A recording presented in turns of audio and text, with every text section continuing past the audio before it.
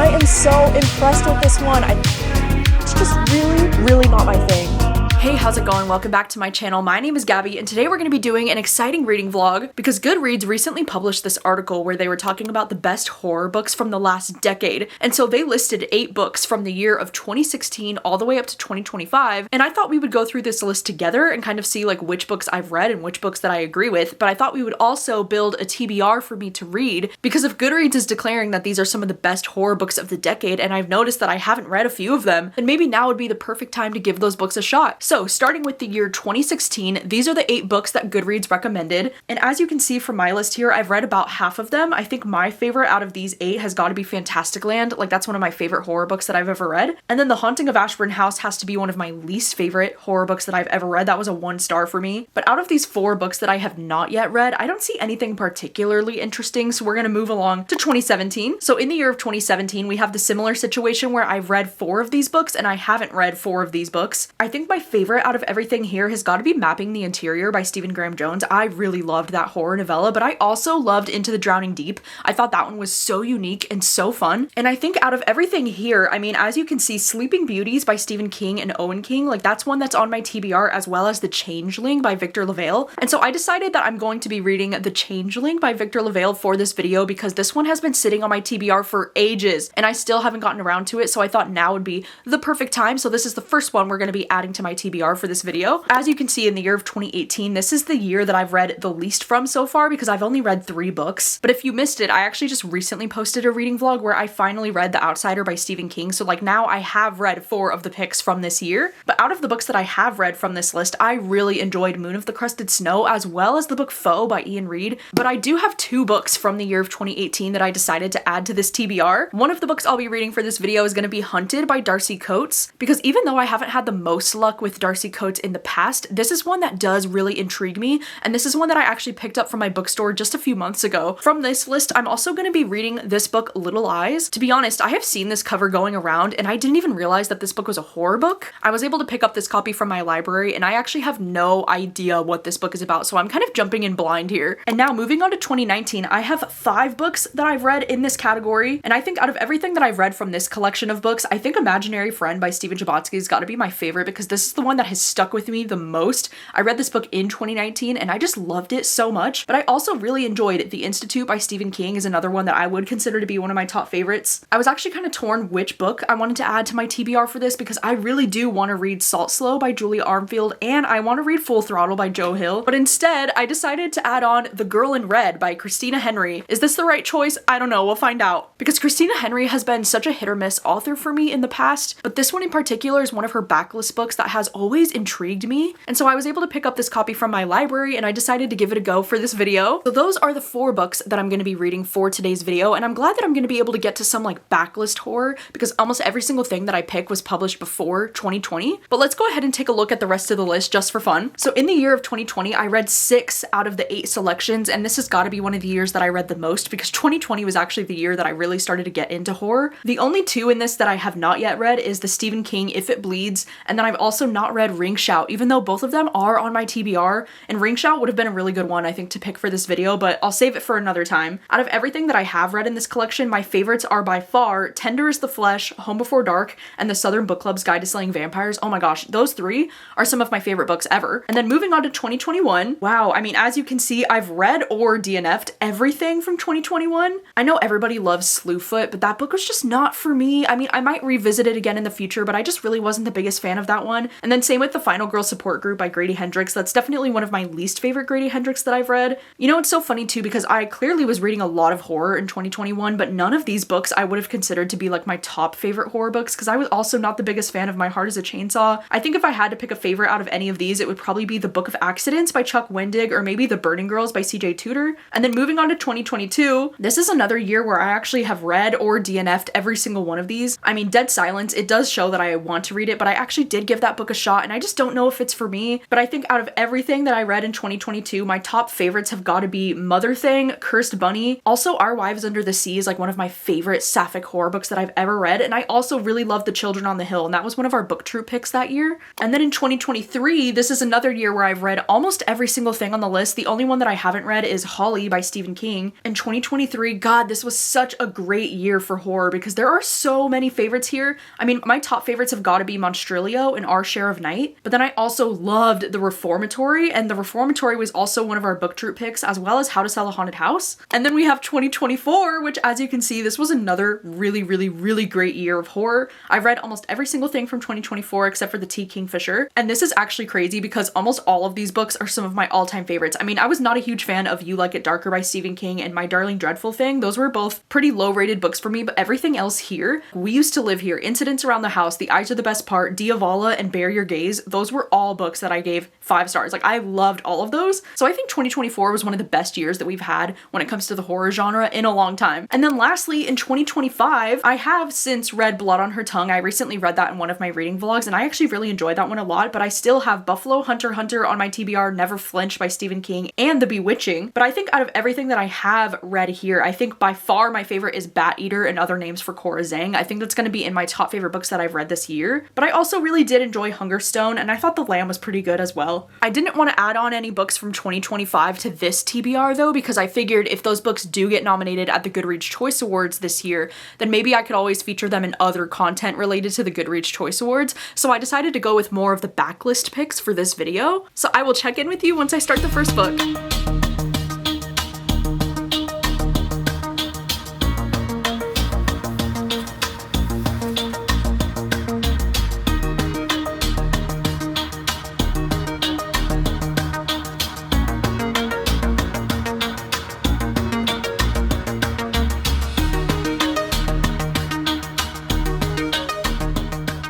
Hello, how's it going? I am checking in with the first update because I just finished reading The Girl in Red. I actually started this one on audio a few days ago now, and then this morning it was like a really rainy morning and I was gonna go out to the park to try and read today, but then because it was raining so hard and we're kind of having like a bit of a windstorm right now, I decided to go to my local library and do some reading in there, and I was just drinking my Alani Witch's Brew, which is still my favorite, by the way. Like, I love this one. But anyway, while I was in the library, I was able to finish reading The Girl in Red, and this story was so unexpected because all I knew going into this story was that this is a Little Red Riding Hood retelling, but I had no idea going into this that this was going to be like a post-apocalyptic type of story. So in this story, we're following this woman named Red, and I really enjoyed following Red as a character. And right at the start of this book, Red is described as having a mixed race look, and she said that made white people nervous because they didn't know what box to put her in. She might be half African or Middle Eastern, she might be a Latina, or maybe she was just a really dark Italian. And right at the start of this book, we also learn that Red had this really bad accident when she was 8 years old and she lost her leg, and so now she has a prosthetic leg. And something that was really cool about the storytelling in this book is that we do get like present day chapters that are taking place after this apocalypse has already happened, and those chapters were definitely more of like a survival story type of a thing. But then we also do get chapters in between that are called before, and we get to read about like what happened before the apocalypse started, and we kind of get to see like how her family dynamics were, and then we also get to see kind of how the apocalypse began, which I think was really cool because I do think very often in apocalypse fiction, I'm always like wanting to see like the early days of the apocalypse, and that's something we don't usually get out of apocalypse fiction. So I did really enjoy the way that we were moving back and forth between the two timelines. I also did like learning more about Red and her family and like what happened to her family before. I also just really liked the complicated relationship that Red had with her mother, because it was like her mother was always trying to put like a safety net around her or making her feel like she was less than, or like she couldn't handle things on her own, and Red always felt like she had something to prove when it came to her mom. So I thought the family dynamics in this were done really well. I was also just like really engaged throughout this book in like learning more about this apocalypse and like what exactly was going on, because as you get further into the story, you start to learn more details about this apocalypse and like what's actually happening, and that was definitely the most creepy aspect of this story to me, and that actually had one of my favorite aspects of horror in it. Like, it had a lot of tropes that I really like, but I think I am going to end up giving this book around a 3.5 star, and I know you're probably wondering why, just because I've been nonstop praising this, but I do think I'm a little bit bored with apocalyptic fiction at the moment. Like, I'm not the biggest fan of survival stories, even though I do think this one was really interesting and like really well done for the most part. I'm just feeling a little bit burnt out on apocalypse fiction at the moment. Like, I really do think this is something I would have really enjoyed when it came out back in, 2019, and I didn't realize that this was going to be apocalypse fiction when I picked it up, but it's just a story that I've seen done time and time again, and I don't feel like this one necessarily brought anything like new or crazy to the table. I also just feel like I never really got that attached to these characters besides Red. Like, I really did enjoy Red as a character, but like all of the other characters in this book ended up being pretty forgettable for me. One of my other like nitpicky things was that the chapters were so long. The story is pretty fast paced, and it is like, short because it's only about like 300 pages, but my god, the chapters were just so long. It was kind of driving me crazy because I was listening to this one on audio as well, and like there would be some chapters that were nearly an hour long on the audiobook, and I was like, is this really necessary? I don't know why long chapters is like such a pet peeve of mine, but it really is. And then also like the ending of this book, I was like, what? Like, it just ends so abruptly. I just feel like I wanted a little bit more out of that ending, or like I wanted to see a few more things happen. It just feels like it kind of left us off on a spot where like I wanted more closure at the end. So I do have some nitpicky things with this one, but I do think overall I still had a really good time reading this, and it was a very quick listen on audio. And I do think if you really like apocalyptic type of fiction, and if you like, like fairy tale retellings, I do think this would be right up your alley. And it seems like this one is mostly getting a lot of really good reviews from a lot of my friends on Goodreads.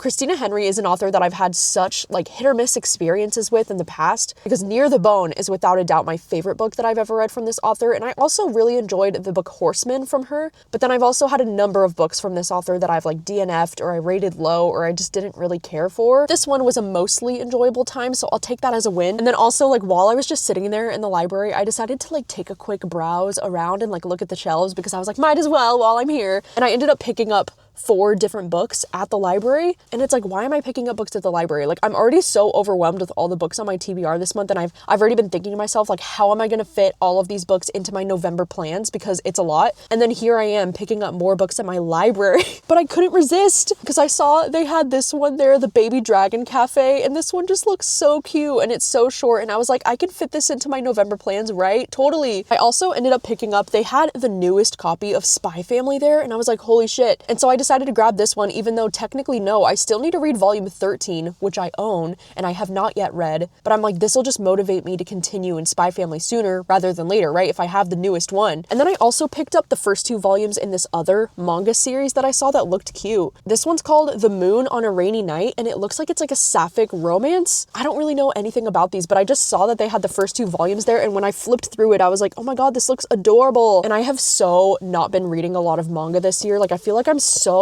slacking, because I really got into manga like a few years ago, back in 2022, and I feel like in 2022 and 2023 I read so much manga in those years, like it's actually ridiculous. And I feel like ever since like late 2024 I just haven't been reading as much manga, and like this year especially, I mean, I don't know for sure because I haven't done my stats yet for the year, but I can imagine by the end of this year it's going to be like barely any manga. So I really wanted to change that before the end of the year and like get to some manga that sounds cute. So hopefully I can find the time to squeeze all of these into my November plans. Anyway, I am off to the grocery store because I need to pick up one singular thing that I need to make these apple blondies this afternoon. I saw this like fall recipe in a recipe book, and it's for these apple blondies, which are kind of like brownies, but they don't use any chocolate. And I really wanted to make these this afternoon, but I don't have one thing that I need to make this recipe, so I need to like swing by the grocery store on the way home. But I do want to make these this afternoon because it just looks like the perfect little fall treat, and I really want to try them. People are nice, but it's only for the tips. The weather's fine, but it's nothing I would miss. My only friends are the ones I left behind. Wish I could see them just for a moment, 'cause I don't know anybody here, it's awfully lonely. I smile, but they just stare, and I see misery everywhere, it's getting to me. I cry, but they don't care.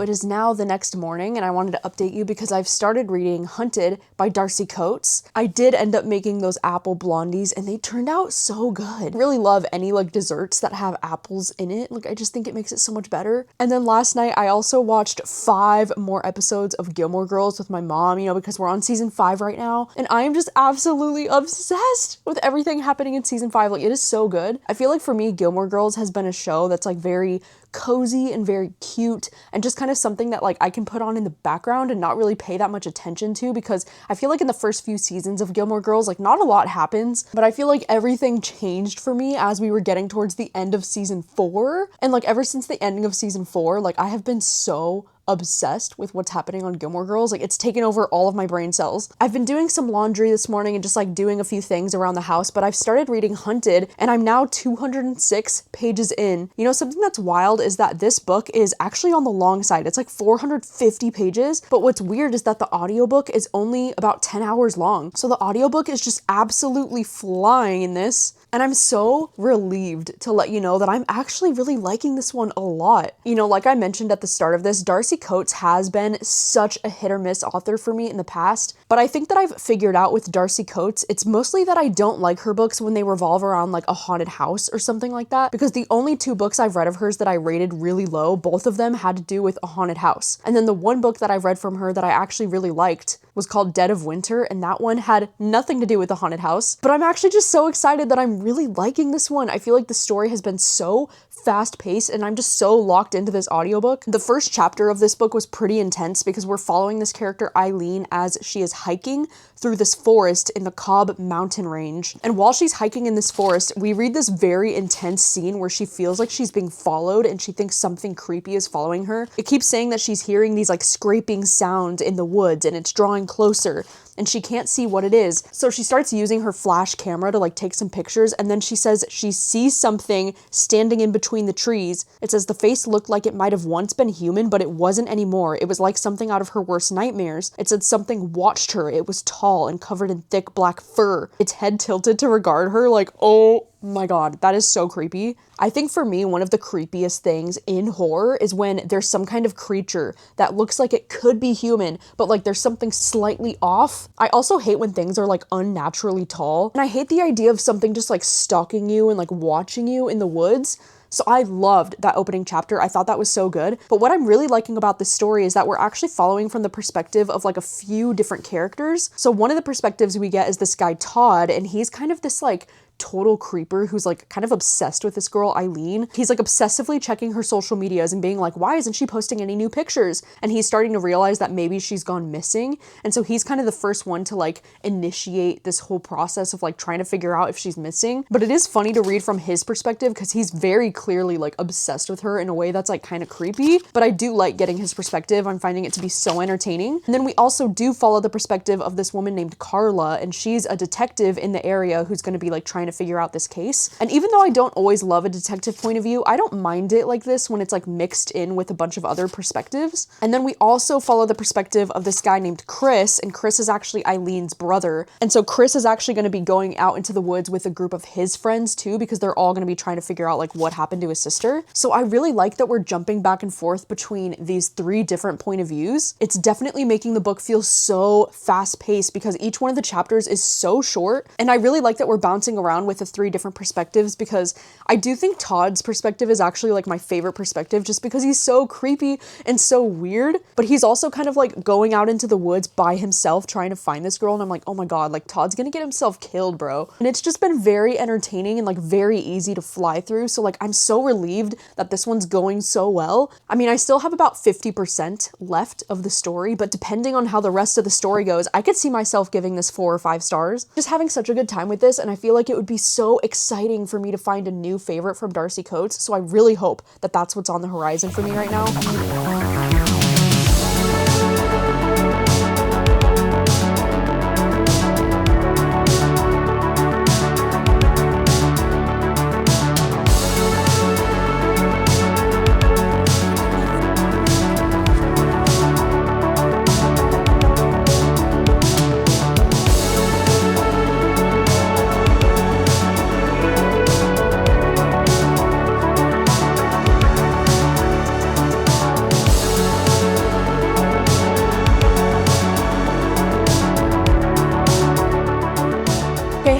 has been a few hours and I just got back from taking a walk. I thought it would be like the perfect day to take a walk because it's actually about like 50 degrees outside today, and it ended up feeling even warmer outside than I thought it was gonna be, which was weird. I was feeling really like sweaty and gross when I got home, so I ended up changing my shirt. But while I was cleaning out my room earlier today, I ended up finding that little word search booklet. I used to be obsessed with that thing. Oh my god, I used to do word searches all the time, and I forgot how much fun it is to do a word search while you're listening to an audiobook. It's just like one of those mindless things that I really love doing. I know I sound like I'm like 80 years old right now, but I just love the word search thing. So I was able to play one of the word search puzzles, you know, while I was finishing up Hunted. I am so impressed with this one. I think this is officially my new favorite book from Darcy Coates. This was really good. I feel like for a book that was 450 pages, it actually flew by, and this felt so fast paced to me. I do love how this book feels just as much of a mystery as it does a horror book, because I love that for so much of this story, you're trying to figure out like what actually happened to this girl, Eileen, and like what was chasing her through the woods, and like what's going on in these woods. Like, is it something supernatural, or is there something more human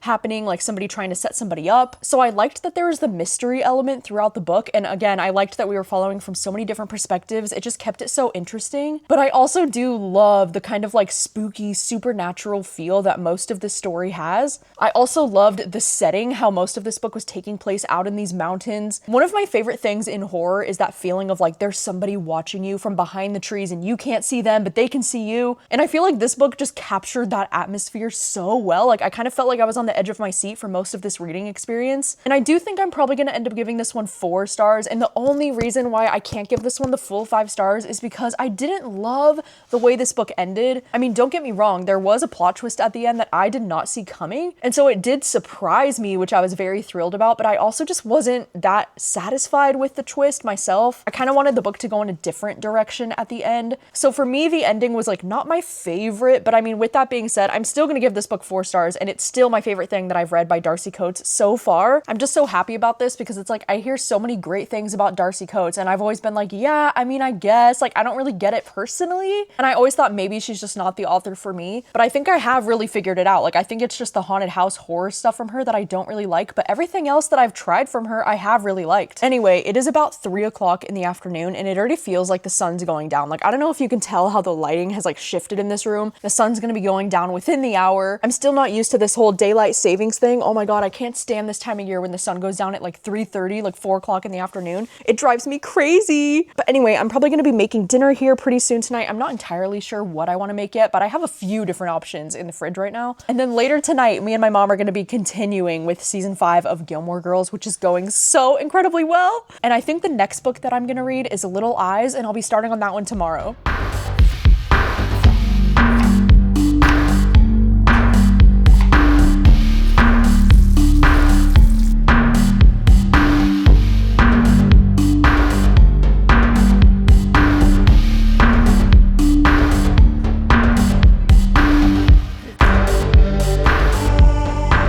Okay, hello, it is now the next morning, but I wanted to check in with an update because I have started reading Little Eyes. This morning I was actually just like laying in bed and I got 88 pages into this one, and I'm so upset to report this, but I think this one is probably going to be a DNF for me. I think this book, in theory, it sounds really cool and like something I would really enjoy. It sounds almost like kind of like a Black Mirror episode or something, but what I do like about this book is that it's taking place in a bunch of different cities all over the world, and it kind of feels like each one of the chapters almost read like their individual short stories. And there are basically these things you can buy that are kind of like those like Furby toys from back in the day, but instead of it just being like a regular Furby, it has eyeballs that have like webcams, and there's basically like a person on the other side that is watching you, but like this Furby thing can like interact with you, you know, like it can move around, it can answer questions. And I think in theory, it sounds like a really cool and kind of like creepy concept, like the idea that like somebody's always watching you and you just have this little like Furby thing that's just like staring at you all the time that you can interact with. I like that it says these things can also expose the ugly side of our increasingly linked world. It says this is a story that is already happening. It's familiar and unsettling because it's our present and we're living it. We just don't know it yet. And so I definitely see what this author is trying to do with this book. You know, I wish I had realized before I picked this up that this is actually the same author as that book Fever Dream, which is another book that I just was not the biggest fan of. And like, so I don't know if it's this author's writing style that just really doesn't work for me, but like after being 80 pages into this book, I just feel so bored and so like disconnected disconnected from everything going on. And I feel like because we're following so many different sets of characters, I just don't seem to care about any of them. And this might be weird to say, you know, considering like the very first line of this book is the first thing they did was show their tits. And you're following like a bunch of underage girls that are like showing their titties to this little Furby thing. And so it might be weird for me to say that like I just wanted this book to be a little bit more weird. Because, you know, the opening line for this is pretty weird and like the first chapter of this book was definitely strange. But I just feel like I want this book to get way more weird than it currently is. And I also see a lot of people reviewing this book saying that it doesn't exactly feel like horror, or like it doesn't exactly fit into the horror genre. And so far I would agree. Like, I don't know, I just want to DNF this because I am so not in the mood to read this one today. And it is unfortunate because I do think concept-wise this one is pretty cool, but I am just so not into this writing style at all. So I just drove down to one of my local favorite coffee spots because I wanted to pick up a coffee, and I think instead I'm going to start on the audiobook for The Changeling because this one is actually pretty long as well. This one's over 430 pages, and I think the audiobook is like 14 hours long. So hopefully this one ends up going well because I am kind of nervous because I have read a book from Victor Lavalle before, and I had kind of a similar complaint where like the writing, I just don't know if his writing is for me, but I still want to give this one a shot because this is a book that I own. It's a book that's been sitting on my shelves for like literally forever. So yeah, I'm gonna jump into this one next. You know, it's reaching that point in November where like it is a little bit too cold to be outdoors. You know, like I really wanted to go to the park today and like do some reading in the park, but it is just a little bit too cold outside. You know, I do love like going outdoors and like reading in the park, but once it hits like this time of year where it starts to get so cold and it gets like dark really early, it just makes me want to like stay in my bed all day, every day. So I think I'm gonna go back home and snuggle up in my bed to read this one.